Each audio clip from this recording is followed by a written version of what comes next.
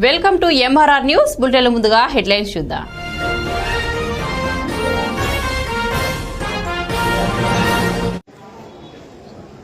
గురజాలలో గోండాలు రాజ్యాలు వెళ్తున్నారు.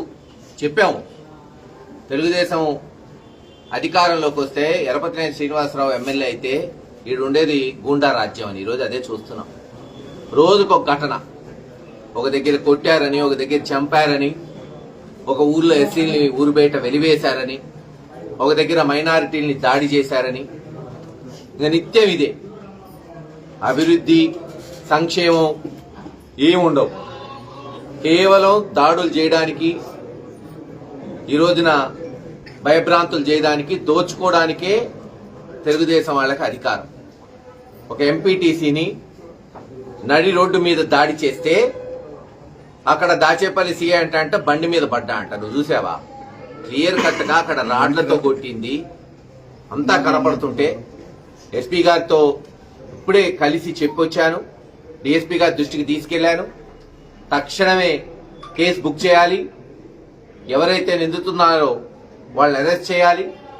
లేకపోతే వాళ్ళ మీద, పోలీసుల మీద కూడా రేపు హైకోర్టులో కేసేస్తాం.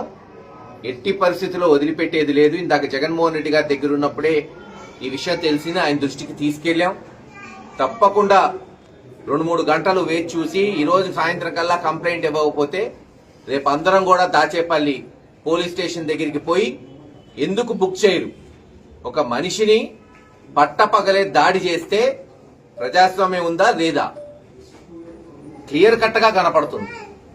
అసలు వచ్చి అతన్ని చూడలేదు, దెబ్బలు తగిలిన అతను చూడకుండానే బండి మీద పడ్డాడని కొంతమంది పోలీసులు అంటున్నారంట. సిగ్గుండాలి. ఇంత బహిరంగంగా దాడి జరిగితే శాంతి భద్రతలు కాపాడవలసిన పోలీసులు చెంచాగాళ్లైతే ఎలా ఉంటుందో చూస్తున్నాం. ఖచ్చితంగా ప్రైవేట్ కంప్లైంట్ లో, ఈ కంప్లైంట్ కట్టకపోతే ప్రైవేట్ కంప్లైంట్ లో ఆ స్టేషన్ ఆఫీసర్ ని కూడా చేరుస్తాం. అతనికి కూడా దీంట్లో బాధ్యత ఉందని అనుమానం కాదు, వ్యక్తం అవుతుంది కూడా నిజంగా. లేకపోతే ఒక దాడి జరిగినప్పుడు పోలీసు యొక్క కర్తవ్యం ఇమీడియట్ గా కేసు కట్టి ఏం జరిగింది, ఎలా జరిగింది, దాడి జరిగినోడు మీదే మళ్ళీ కేసు కట్టబోతున్నారట. ఇది ఈ గూండాల రాజ్యం ఎలా ఉందని తెలియజేయడానికి. సరే, ధర్మం న్యాయం వచ్చే రోజు వస్తుంది.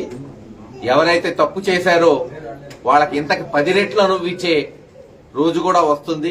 ఎవరికి శాశ్వతం కాదు ఈ అధికారం. గతంలో కూడా చూశారు, రేపు అనుభవిస్తారు.